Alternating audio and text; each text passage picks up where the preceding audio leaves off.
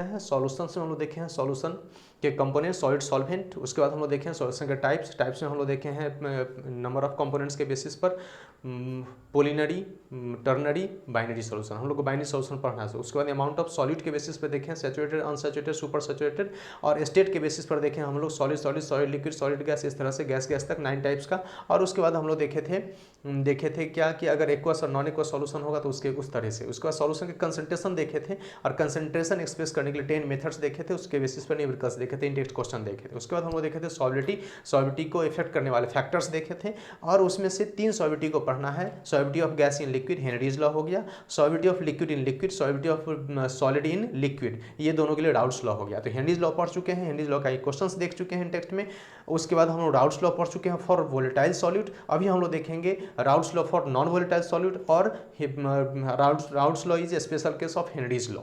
तो इस तरह से हम लोग अभी आगे देखते हैं। अगर ये सब नहीं देखे हैं तो पीछे वाले वीडियोस और सीरियल में देख लीजिए, देखने पर समझ में बेहतर आएगा। बुक्स के साथ पढ़िए, नोट्स बनाइए, बेहतर कंसेप्ट बनता चलेगा। हम लोग अभी देखते हैं आगे Raoult's law for the non volatile solid. Raoult's law क्या था एक बार ध्यान से देख लीजिए। राउल्ट्स लॉ ये था कि किसी भी सॉल्यूशन में जो वेपर प्रेशर होता है वो वेपर प्रेशर उसके मोल फ्रैक्शन के डायरेक्टली प्रोपोर्शनल होता है। मीन्स सॉल्वेंट का पार्शियल वेपर प्रेशर सॉल्वेंट के मोल फ्रैक्शन के डायरेक्टली प्रोपोर्शनल होगा। सॉल्यूट का partial vapour pressure over the solution solute के मोल फ्रैक्शन के डायरेक्टली प्रोपोर्शनल होगा।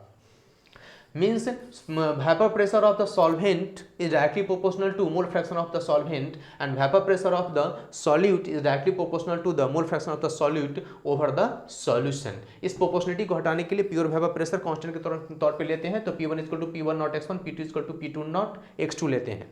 और यहाँ पर x1 x2 का i1 का i2 है, मोल फ्रैक्शन ऑफ द सॉल्वेंट और सॉल्यूट है। तो ये हो गया राउल्ट्स लॉ। इस राउल्ट्स लॉ में एक चीज हम लोग को समझना है, मोल फ्रैक्शन से रिलेशन करके और डाल्टन्स के पार्शियल लॉ से रिलेशन करके कि P total equal to P1 plus P2 होता है। तो P total equal to P1 plus P2 होता है। तो इसमें P1 इक्वल टू हम लोग ले सकते हैं राउल्ट्स लॉ से P1 नॉट x1 और P2 equal to P2 not x2। तो यहाँ पर x1 और x2 का एडिशन 1 होता है, तो x1 equal to 1 minus x2 अगर पुट करेंगे तो P1 equal to 1 minus x2 और P2 नॉट x2 होगा। x2 अगर हम लोग कॉमन ले लेंगे तो P total equal to P1 not plus x2 into P2 not minus P1 not होगा। तो ये derivation of the Raoult's law था। ये कब? जब वोलेटाइल सॉल्यूट के लिए। वोलेटाइल सॉल्यूट के लिए मतलब है दोनों का वेपर होगा। तो जब x1 0 होगा तो x2 1 होगा, तब दोनों का एडिशन 1 के बराबर होगा। और तब जो प्योर वेपर प्रेशर होगा उसको P1 नॉट कहेंगे। उसी तरह से x1 बढ़ते बढ़ते जब 1 हो जाएगा तो x2 घटते घटते x2 इक्वल टू 0 हो जाएगा, और तब जो वेपर प्रेशर होगा उसको P2 नॉट, उसको pure vapour pressure of the solute कहेंगे। तो सॉल्यूशंस का ये मिनिमम वेपर प्रेशर हो सकता है और ये मैक्सिमम वेपर प्रेशर हो सकता है। और जब ये दोनों के वैल्यू कुछ ना कुछ होगी x1 x2 को, तो उन दोनों के एडिशन के बराबर P total P1 plus P2 होगा। तो ये ग्राफ के रूप में भी राउल्ट्स लॉ हम लोग देखे थे। अगर हम लोग देखें कि स्पेशल केस कैसे हो जाता है, तो स्पेशल केस इस तरह से होता है कि P1 equal to P1 not into x2, P2 equal to P2 not x2, means directly proportionality P is directly proportional to x2। तो प्रोपोर्शनलिटी के लिए राउल्ट्स लॉ में P1 not P2 not pure vapour pressure of the solid solvent लेते हैं, जबकि Henry's law में KH Henry's constant लेते हैं। तो ये कांस्टेंट की बात अगर करें तो KH की वैल्यू भी P1 नॉट P2 नॉट जैसा ही होगा। इसका मतलब राउल्ट्स लॉ हेनरीज लॉ का स्पेशल केस है।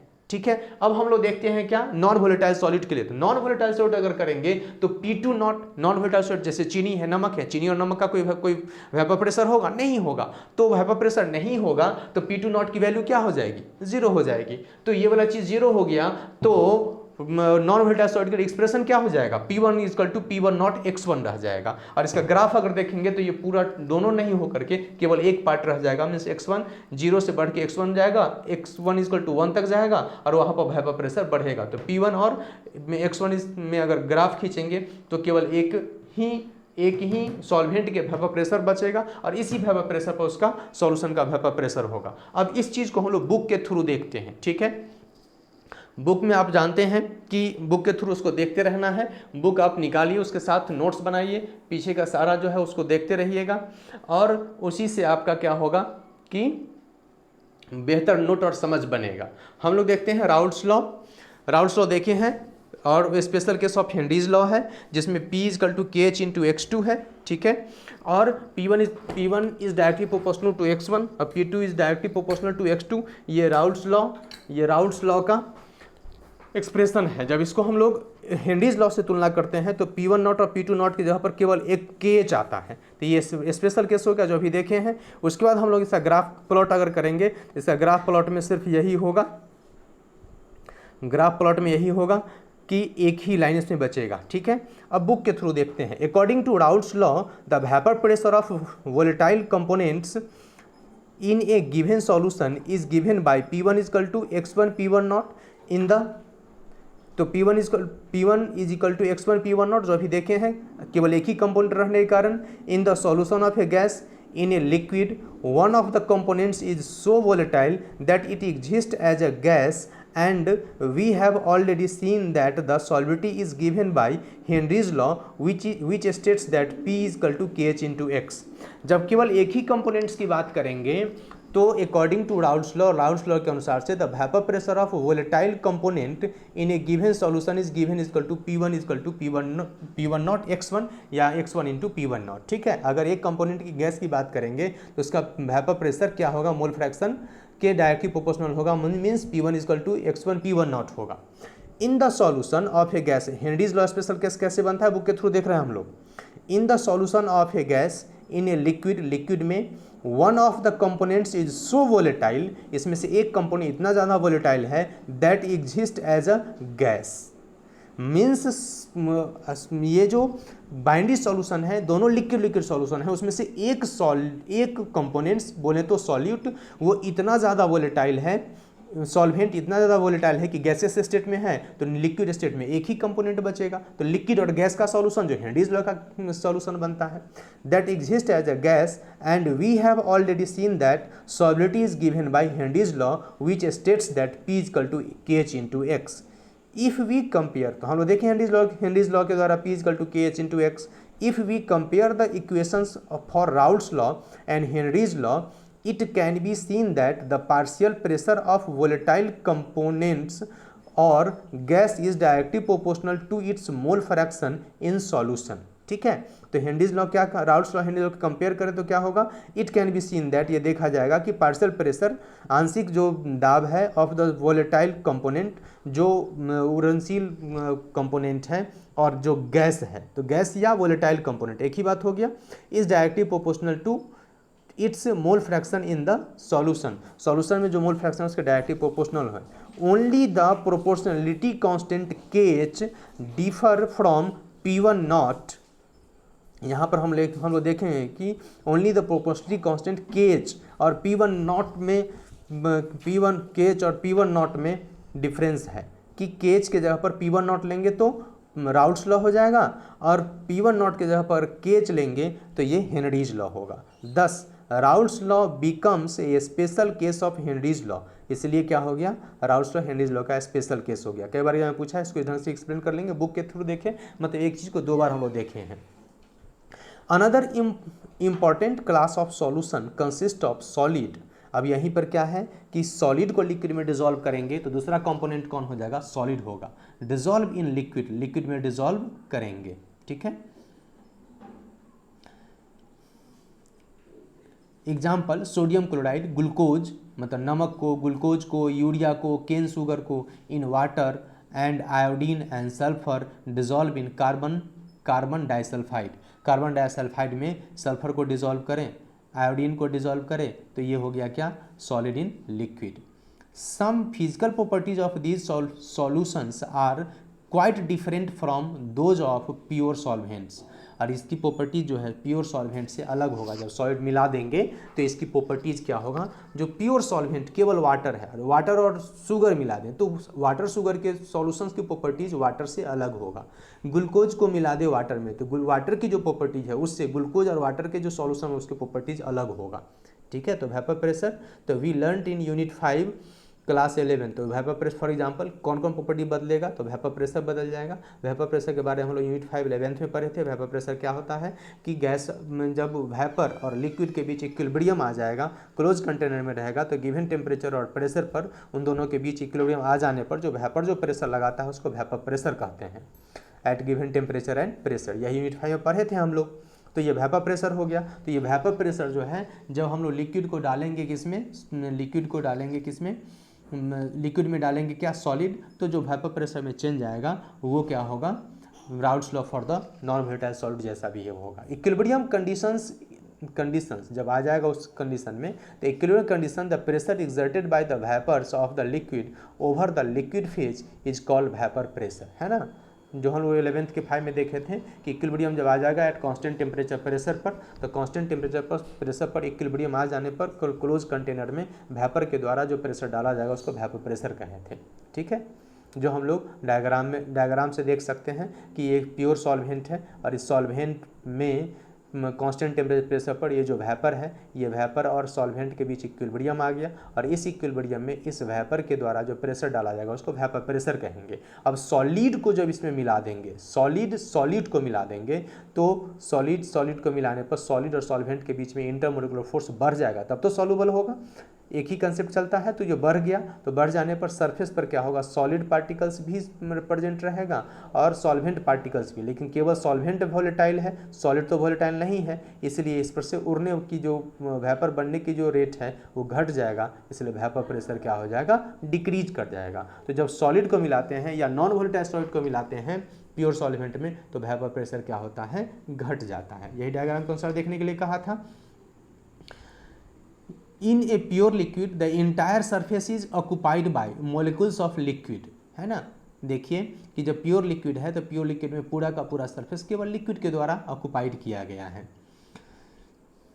Of the liquid. If a non volatile solute is added to a solvent to give a solution, जब इसमें हम लोग क्या करें, नॉन वोलेटाइल सॉल्यूट मिला करके जब सॉल्यूशन बना लें, solution, the vapour pressure of solution is solely from the solvent alone, तो जो वेपर प्रेशर होगा सॉल्यूशन में, ये जो वेपर प्रेशर उसमें सॉल्यूट का कंट्रीब्यूशन नहीं होगा, पूरा का पूरा सोलली किसका होगा, सॉल्वेंट के कारण ही होगा।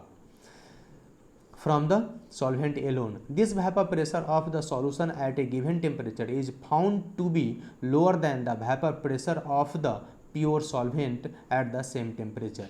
तो ये जो वेपर प्रेशर सॉलिड के आ जाने से, सॉलिड के आ जाने से होगा, उसी टेम्परेचर प्रेशर पर कम होगा। In the solution the surface has both solute and solvent molecules, क्योंकि सरफेस पर सॉलिड और सॉल्वेंट दोनों के मॉलिक्यूल्स है, दो कलर में ग्रीन और ब्लैक में दिख रहा है। ठीक है, तो ब्लैक वाला सॉल्वेंट है और ग्रीन जो आ गया सॉल्यूट आ गया, तो इस तरह से दोनों ही उस पर सरफेस पर प्रेजेंट रहेंगे solvent molecules. Thereby the fraction of the surface covered by the solvent molecules gets reduced, है ना। तो क्या हो गया, इसके कारण यहाँ पर सारा का सारा केवल सॉल्वेंट के द्वारा था, अब सॉल्यूट और सॉल्वेंट दोनों के द्वारा है, तो सॉल्वेंट के लिए जो ऑक्युपाइड सरफेस अब यहाँ पर था वो क्या हो गया, घट गया, मॉलिक्यूल्स गेट्स रिड्यूस्ड। कंसिक्वेंटली उसका फल ये होगा कि the number of solvent molecules escaping from the surface is correspondingly reduced, इसलिए क्या होगा, सरफेस पर से जो मॉलिक्यूल्स एस्केप करके जो वेपराइज होकर के ऊपर जा रहा था वो घट जाएगा, तो vapour pressure is also reduce, इसलिए वेपर प्रेशर क्या होगा, रिड्यूस हो जाएगा। ठीक है, हम लोग बुक देख रहे हैं।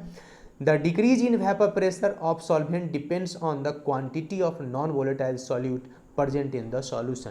ये नॉन वोलेटाइल सॉल्यूट जितना ज़्यादा होगा, decrease in the vapour pressure उतना ज़्यादा होगा, मतलब इसी पर डिपेंड करेगा, कम होगा तो वेपर प्रेशर कम घटेगा।